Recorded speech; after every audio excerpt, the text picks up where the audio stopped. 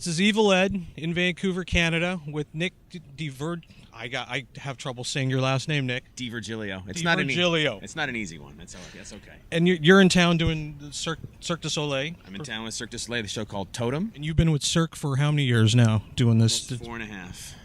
Which is a long run with Cirque. Long run, for sure. It was only supposed to be 2 years when I first signed, and then we just kept going, And talk a bit about the show and the production and your part in it, just what you're doing, and just talk a little bit about the music. Well, the music is written by these two guys. Their stage names are Bob and Bill, these Montreal-based musicians. One's a drummer, one's a keyboard player. And lucky for me, the music is pretty rocking, a little progressive in spots, to odd time signatures and all that kind of stuff.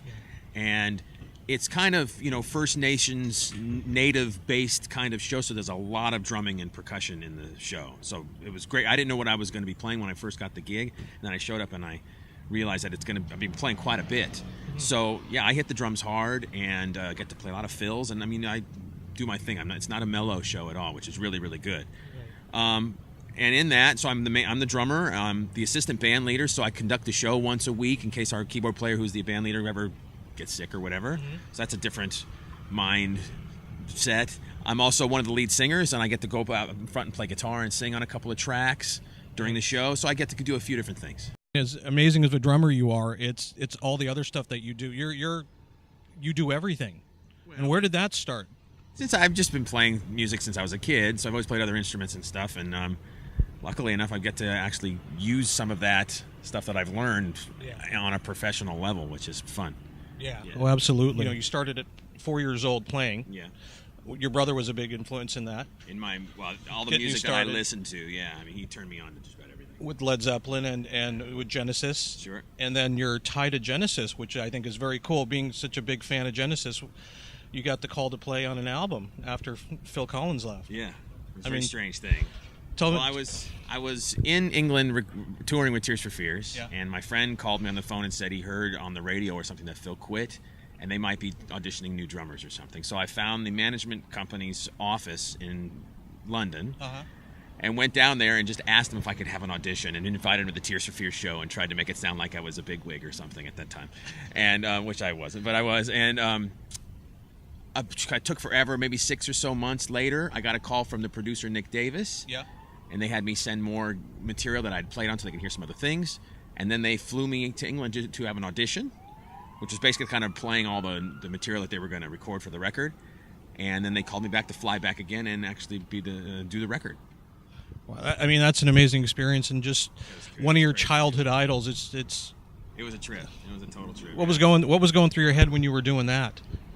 Well, it was just bizarre to be. They were Phil Collins was my favorite drummer as a kid. Bonham was a very close second for sure. But I was just loved the way Phil played, and to be in his drum room, all the gold and platinum records all over lining the walls and stuff, and to see Tony Banks and Mike Rutherford in the control room just watching me play. It was bizarre. Yeah, it's very surreal. Yeah, it was very surreal, exactly. And then Tears for Fears also, which are you're known for a lot of the progressive stuff. Yeah. It was actually quite progressive when you listen to it. They're a very musical band. It was it was pop based, and it was when we played live. We were somewhat in the bubble of trying to play the songs like the record a lot of the times, but they were open to a bunch of stuff too.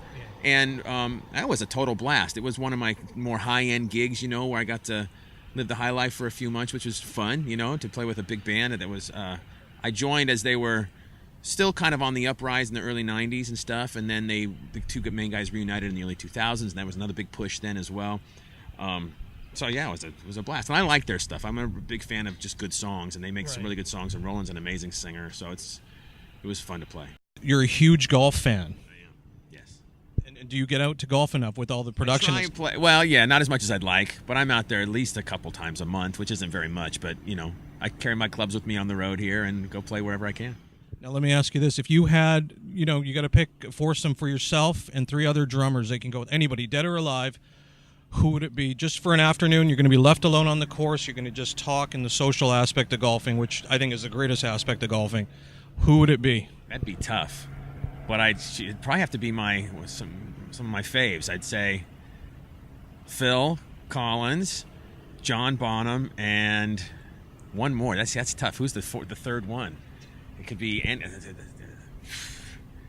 probably say Tony Williams. Wow. I mean, you can't go wrong. There's no wrong answer to that. There is no wrong. There's so many great players. You know, and just Moon would be killer to play with. I mean, a little hard to focus. Yeah, it's just crazy. There's so many great drummers out there. That'd be great to. What's happening in the future here with you? A lot of stuff. There's a company called Sweetwater Music out of Fort Wayne, Indiana, and they're an online music retailer, but they also, there's full recording studios and a theater there. They do a bunch of stuff there. So I'm going to go to work for them doing a bunch of stuff, a lot of YouTube content, teaching at the Music Academy, and just all kinds of things there. I'm going to England, going to Peter Gabriel's studio, Real World, to record a live DVD with Big Big Train, this English prog band that I play in. So that'll be really fun. That's coming up this August. And then I've got a bunch of original music to get back to. So it's a busy year. Yeah, and then, you know, whatever else comes along. Very cool. Now, I want to thank you again for taking time and talking to Drumline. It's an absolute pleasure to talk. I mean, your drumming speaks for itself, and I do tell people to go check it out. Go to YouTube. Go to your companies, which are, I know, your drum companies. Oh, yeah, well. Sure, yeah. Meinl, cymbals and percussion. Awesome. Aquarian drumheads. Equally awesome. Mapex drums and Vic Firth drumsticks, yeah. And there's a great clip on the Vic Firth site, which you can see with you playing, I think, on there as well, which I was blown away by some of that stuff. So thank you very much, and enjoy the city until we meet again, my friend. Yes. Thank you. This is Evil Ed with Drumline, with Nick DeVirgilio.